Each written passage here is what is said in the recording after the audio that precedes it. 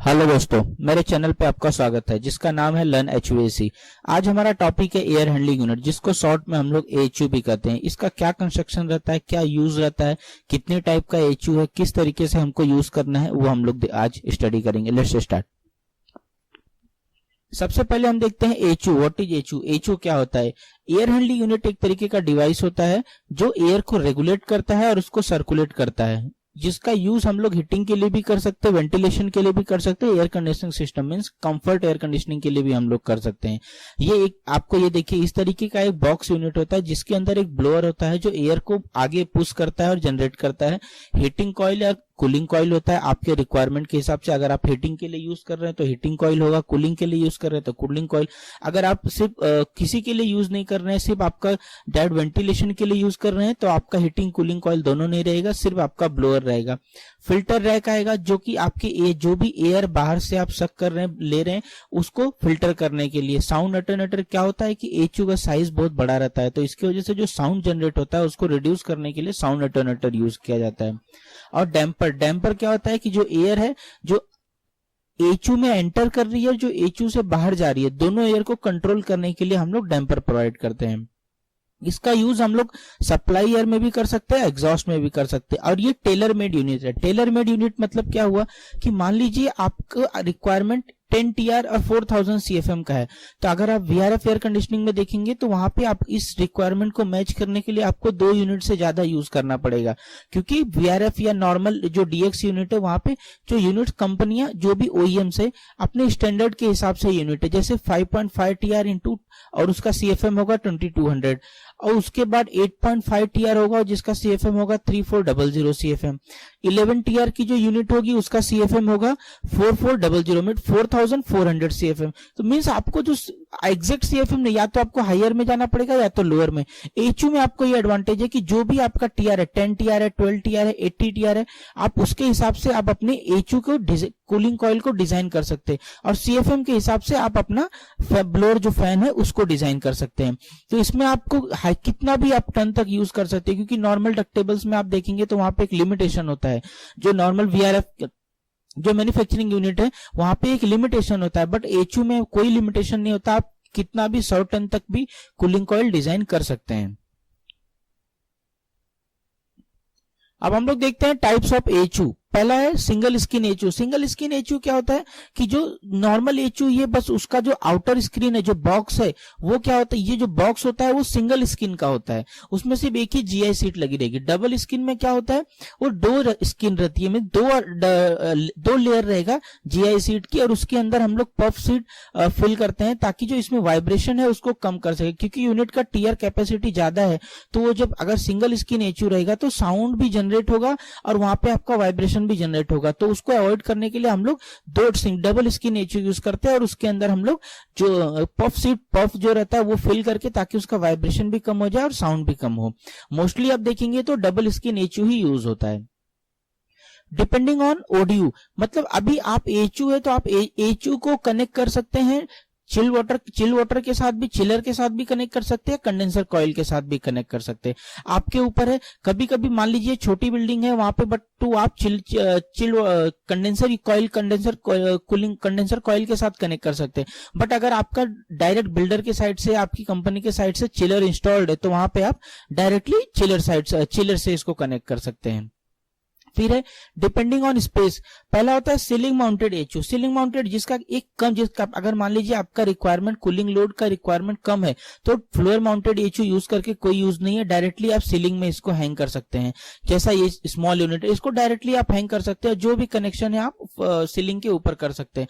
But अगर आपका requirement ज्यादा है, 10,000 सीएफएम से ज्यादा है या 12,000 सीएफएम से ज्यादा, क्योंकि एक अराउंड 10,000 सीएफएम तक हम लोग सीलिंग माउंटेड एएचयू यूज करते, उसके बाद जो है हम लोग फ्लोर माउंटेड एएचयू यूज करते हैं, क्योंकि उसका साइज बढ़ जाता है।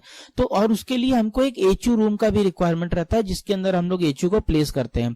तो इसमें 2 टाइप है फ्लोर माउंटेड में, एक होता है हॉरिजॉन्टल टाइप, एक होता है वर्टिकल टाइप। हॉरिजॉन्टल टाइप में क्या होता है, जैसे ये एएचयू हो गया, इसमें जो थ्रो रहेगा सप्लाई एयर साइड से आपका निकलेगा, और वर्टिकल टाइप में जो थ्रो है आपका ऊपर साइड से निकलेगा। अगर अब हम लोग देखेंगे एचयू विद कूलिंग कॉइल, क्योंकि आपके रिक्वायरमेंट के हिसाब से ये चेंज होता रहेगा। एचयू का जो मैन्युफैक्चरिंग है वो चेंज होता है। सिर्फ आपको कूलिंग के लिए यूज करना है तो आपका अलग है, अगर हीटिंग के लिए यूज करना अलग है, अगर ह्यूमिडिफिकेशन या डीह्यूमिडिफिकेशन के लिए भी यूज करना है तो उसमें अलग इक्विपमेंट ऐड होगा। तो अब भी हम लोग देखेंगे एचयू विद कूलिंग कॉइल। तो ये आपका एचयू हो गया, आप देखिए ये एचयू हो गया, उसमें एक आपका फिल्टर सेक्शन हो गया और एक आपका कूलिंग कॉइल हो गया, और ये आपका ब्लोअर हो गया जो एयर को आगे पंप करेगा। तो ये देखिए ये टॉप डिस्चार्ज बोलते हैं, इसको वर्टिकल टाइप बोलते हैं। यहां से एयर सक करेगा, उसके बाद ये कूलिंग कॉइल के थ्रू पास होगा, उसके बाद वो एयर ब्लोअर के थ्रू आगे जाएगा। ये रूम हो गया आपका जी, एक रूम हो गया, इसके एचयू रूम हो गया, इसके अंदर हमने एक एचयू इंस्टॉल किया। उसके बाद यहां से हम लोग फ्रेश एयर लेंगे और जो सप्लाई जाएगा दूसरे साइड से हम लोग रिटर्न लेंगे। रिटर्न और ये फ्रेश एयर दोनों मिक्स होके उसके बाद एचयू के अंदर जाएगा, फिल्टर होके फिर वो आगे सप्लाई में जाएगा। तो ये इस तरीके से एचयू विद कूलिंग कॉइल काम करता है। ये सिंपल एचयू है, मोस्टली जो यूज होता है वो इसी टाइप का एचयू यूज होता है।